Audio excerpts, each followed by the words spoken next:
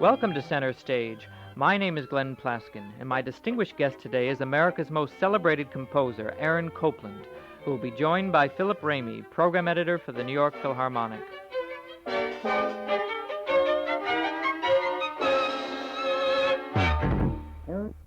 Aaron Copland, when discussing his childhood, once said, "No one ever talked to me or took me to a concert. Music as an art was a discovery I made all by myself." The young Copland was, in fact, a late bloomer. He didn't begin piano lessons until age 13, or serious composition until accepted in Paris as one of the first American students of famed teacher Nadia Boulanger in 1921. Copland remembered his 3 years of study in France as the most exciting time of my life. He established a deep friendship with Boulanger, who encouraged him to develop a musical language indigenous to America. During his so-called first period, Copland experimented with jazz and caused a near scandal at the Boston Symphony with his piano concerto of 1926. Later, during his second austere period, Copland was largely ignored by a public put off by the dissonance and compressed language of the piano variations of 1930. Beginning in 1936, in his continued effort to discover an American sound and to reach a larger audience, Copland simplified his style and produced such classic American works as El Salon Mexico, Billy the Kid, The Lincoln Portrait, Rodeo, Fanfare for the Common Man, and his best-loved composition, Appalachian Spring, a Martha Graham commission that won him the Pulitzer Prize of 1945. In a career that has spanned more than 50 years, Copland created a musical idiom that was uniquely his and uniquely American, and as lecturer, pianist, conductor, and author has contributed immeasurably to the cultural vitality of the country he clearly loves so much. In turn, Mr. Copland is loved by his colleagues, one of whom wrote, "He seems to have been born balanced. His character has a classic stamp. There is deep feeling in him, good sense, and unfailing justness." Aaron Copland is with me today, joined by his longtime friend and fellow composer Philip Ramey, and I welcome them both. How does a 15-year-old from Brooklyn, with no brothers or sisters who were musicians and no parents who were musicians, how do you decide to be a musician at that age?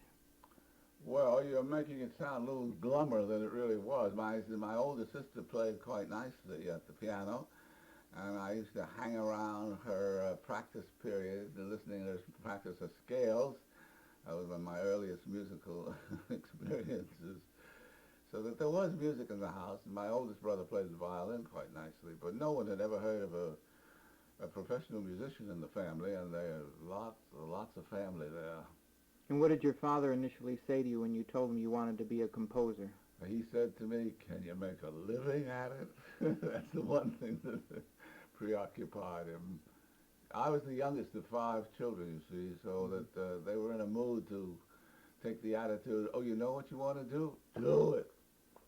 But of course, can you make a living at it was a very important aspect of the whole conversation. In 1921, apparently that was a turning point of your life in that you went to Paris and began studying with Nadia Boulanger. I wonder if you could tell us just a little bit about what impressed you most about that period. I believe that in an interview you once said that it was the happiest or most exciting time of your life. Well, we're talking about the 20s in Paris, and you see, everything had stopped in France due to the First World War. The war was over in 18. By the time the 20s arrived, everything had jumped up again. The activities were very lively, and people came from everywhere and settled in Paris for a few months or years. So that it was very lucky, from my standpoint, that I happened to be going to study in Paris just at that period. And the people in your class were who, aside from you? Well, I joined up to something called, it was a music school for American students set up by the French government, just a summer school. And they set it up in the Palace of Fontainebleau, and so that's where the studying went on. What were your first impressions of Boulanger? She was a woman who apparently had a tremendous effect on your development as a composer. Yes. Well, I remember how I hesitated when the idea first struck me that I'd like to study composition with her, because I couldn't think in the whole history of music of any great composer who had studied composition with a lady. And I thought, gee, am I going to be the first? And, I talked myself into it. It was a very smart move. And what impressed you about her? Well, her reactions to the music I showed her that I was writing. She seemed so very knowledgeable. She had this very strict French background, musical background, and they do things very thoroughly there, so that one had confidence that she really knew what she was talking about, plus just a natural musical instinct. The thing that impressed me is that she seemed to be very intent on helping you to become an American composer rather than fitting you into any mold that was preconceived. What did she mean by American? Well, she meant music that a Frenchman would recognize as having been written by an American, would have an American quality, either rhythmic ideas that might have been derived from jazz or early ragtime or whatever, a certain clarity in the instrumentation that might have struck her as being very American. She was also extraordinary in that she always knew what the latest new music was and had it there to show her students. Wasn't that the case? Well, she stayed very close to the new movement, and of course it was very exciting in the 20s. That was when things began to move again. But everything had stopped during the First World War. She was a great exponent of Stravinsky early on at that time, wasn't she? That's right, yes. And of course, we, her students, we're talking about the 20s now in Paris, were very excited when Stravinsky would come in for tea after we had our class lesson with her, and to have the great man himself right there in the room was really very exciting for a young American student. Yeah. What was he like then? Oh, he was very much like he was like all the time. He didn't change much. He knew he was Stravinsky.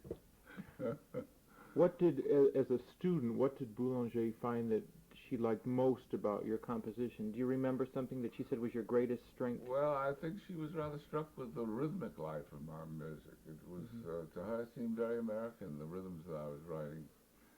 And I think it was rather American, especially from a French viewpoint. It was wonderful to have her as a teacher because you had such confidence in her judgment of music. She knew the whole jolly story from beginning to end, whether it was old music or the newest music being written in Paris right that day. She was right on the ball.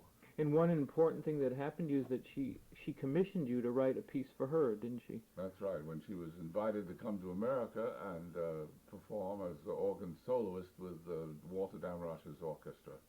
And if I remember correctly, after the performance, Damrosch came out onto the stage and virtually apologized to the audience for what it had heard. Do you remember that? What did he say again? He said, if a young man at the age of whatever it was, 21 or 22, can write a work like the one you just heard, in 5 years he'll be ready to commit murder. That was a symphony for organ and orchestra. Yes, Rather dissonant. he was apologizing to his audience who loved him dearly and was shocked by this wildly modern and avant-garde piece they just heard. And then what happened was, beginning I think in 1925, Koussevitzky more or less took you under his wing. That's right. You once said that just as every 10-year-old American boy dreams of being president someday, so every 2-year-old American composer dreams of being played by Koussevitzky. He must have had quite an effect on the development of your career in America. He certainly did. I can't imagine what it would have been like without him and with Nadia Boulanger. Can you explain a little bit about what he did for you in this country, Koussevitzky? Whatever I wrote, he was ready to play. And I was considered to be rather a far-out character, writing a rather avant-garde kind of music that the audience wouldn't like much. So it was very brave of him to take this stand in relation to the works I was writing. He was very Russian. That's the first thing that occurs to one. Very enthusiastic, very excited about the things that excited him. Your first period has been referred to as the jazz period. It was a time when you wrote the piano concerto, music for the theater, and apparently the piano concerto was not necessarily received too much better than the piece you had written for Boulanger. One newspaper called it a near scandal. What was so scandalous about your piano concerto? Well, I was producing jazz-like music to be played in Symphony Hall, Boston, with all those nice ladies on Friday afternoons. They weren't used to hearing jazz played at their concerts. Well, it was a stylized kind of jazz, different than Gershwin's. Yeah. But they weren't having it, were they? No. As you look back to the piece now, 50, 60 years later, how do you view it? Is it a composition that you like? Oh, yes. You don't find it dated, son, at all? No. Yeah, you just like it. Did you hear? Well, it belongs in that period, in that sense, Yeah. of course, it's dated. Did you hear Gershwin's music? Rhapsody. You must have heard it. Rhapsody in Sure. Blue, Porgy and Of Bess. course. What did you think of Gershwin? Thought what everybody else. No, you didn't. Bill Ramey told me that you didn't think that much of Gershwin. Is that true? No, it's not You true. said he was a dope.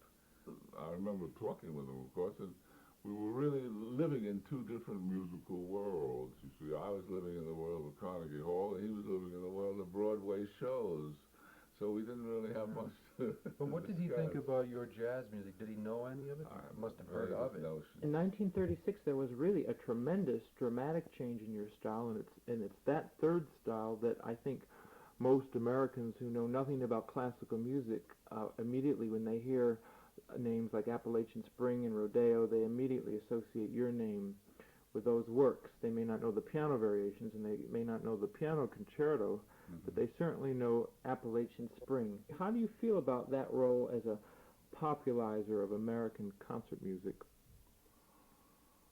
Well, I didn't think of it exactly in those terms, as a popularizer of American music. But that was part of the whole idea, wasn't it? Well, yes, to write a music that would be recognizably that of an American composer. But also to reach larger audiences. That was a part of the ideal of the 30s, late 30s. Yeah. With the Sure. phonograph and with recordings that now you could. Well, yeah. And especially with ballet, there were larger audiences and for ballets than symphony concerts even, I think. And those works have always been associated with the word American.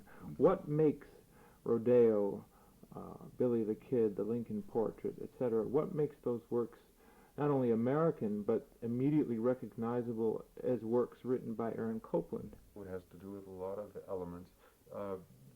Part of the Americanness that people speak about has to do with what Aaron did with folk tunes, for instance, in Rodeo. It's an incredible kind of setting and a creative setting of folk tunes where he makes them almost his own, and yet they're not his own. But then there are other pieces where he writes the materials sound like folk tunes up to a point, but they're not. They're his. And nobody else has quite done that with the kind of elan and integrity I think that Aaron has. A lot of people have tried, of course. They all tried to jump on the bandwagon. But the classics of that genre are still Appalachian Spring and Billy the Kid, and I think they'll be seen as the best. When you began Appalachian Spring, you couldn't have known what a dramatic effect that would have on your career. That piece really, more than any other one, made you won the Pulitzer Prize for it in 1945. What was it originally supposed to be called? Isn't there a story connected with the titling of the piece? Ballet for Martha, I think. Well, I was always amused because so many times people come up to me and say, after they heard the piece, I could just see the Appalachians and feel spring. And when I wrote the piece, I didn't know what she was going to call it. I was putting her to music. The Martha Graham created the ballet, and Yeah. I knew her style of dancing. I knew her personality. I was putting her to music, really. So she titled the piece. Oh, yeah, she told the piece. Did she just summarily I inform just you? came to one of the rehearsals and said, Martha, what did you call the ballet? She said, Appalachian Spring. Oh, I said, what a nice name. Where did you get it? She said, well, it's the name of a poem by, I forgot who. Hart Crane. Hart Yeah. Crane. Yeah. I said, well, does the poem have anything to do with your ballet? She said, no, I just liked the title and took it. And that was it. That was it. That says something about program music, the idea of program. But people were convinced that you had chosen the title. I thought so myself after a while. Philip Ramey told me a wonderful story, at least I think it wasn't about Appalachian Spring, that was about your piece Connotations. after the In the severe style, you should say. in the severe style, The not severest of the severe, perhaps. and apparently Jacqueline Kennedy, was she in Onassis at that time? I think she was. Came backstage after the performance. And remember, she was stunned by it. But what did she? Mr. Copland. And one more, Mr. Copland, that was it. How many times did she say that? 3. As I remember it. She just didn't know what to say. That's right. And you didn't answer her when she said, Well, I looked sympathetic. I remember I was watching that on television with my father, You who were. wasn't terribly musically cultivated, but well-meaning nonetheless. But at the end of that, he looked at me and he said, "He gets paid for that?" Stunned all America. It was certainly one nice aspect of being a well-established composer is that you're able to help other younger composers. And I know that you helped Roy Harris, William Schumann, and I think most notably Leonard Bernstein. What were your initial impressions of him? He's become really an American folk legend in his own right. Somebody said to me there's a student, I think it was a Juilliard, who plays your piano variations in a way that you really ought to hear. I said, tell him to look me up and play them for me. So sure enough, he did. And I was very impressed. he became a great devotee, actually, of Aaron's music, No.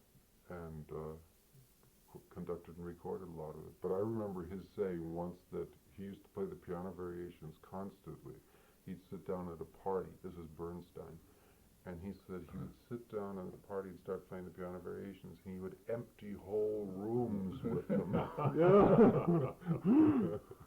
They were so harsh that. As you look back on a over 50-year-old career, what? Don't rub it in. Oh, I'm sorry, but it's true. You started composing when you were 17, 18, Around there. Mm-hmm. and well, we won't give away your age now, but you have composed for a long time. What pleases you most about your work? I mean, if you spread them all out on a table, which ones are your favorites? Well, it's a little bit like asking a parent, which is your favorite child. I mean, the parent probably knows, but that seems unfair to the other children if she's not picking out certain ones. I feel a little bit in the same way. You like them for different reasons. Sometimes you like them because nobody else seems to like it. Is there one you don't like?